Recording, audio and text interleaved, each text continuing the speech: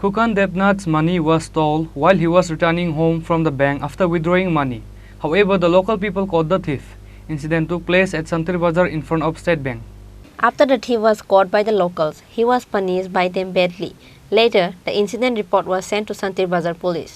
After that, the locals has handed over the thief to the police.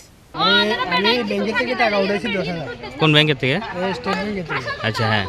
তো টাকাটি লইয়া বাইরে আইছি, তারপরে ওই সমান মার্কেটের এই সাইডে আইছি। তো আই আরেকজন লোক কথা কই বলতে এই এমনি সসমা দোকান আছে দাদা। তো এই বলতে আমি বাড়ি ওই এর বাড়ি এসে আমি সগরিয়া। তো এই কথা আছে কোথায় না তো আমার কথা ওই সসমা দোকান নি কই এখানে একটা আছে কথা হ্যাঁ নি কইছে হ্যাঁ এই কথা কই হে আগে আমি আগে আড়িয়ে হে আমার পিছনে আমার কথা দাঁড়ান করে আমি এই ফোন করি চাই এই কথা কইয়া আমার ব্যাগটা টান দিয়ে লইয়া কদ্দুর আইয়া ওই এই ব্যাগটা লইয়া এই বড় ব্যাগটার ছাতিটা ফেলা দিয়েছে। আচ্ছা আপনার নামটা কি? খুকন দেবনাথ। কোন জায়গা বাড়ি? পশ্চিম কালাছড়া। তো হেরে এখানে পাইছেন, আপনি টাকা পাইছেন নি ওখানে?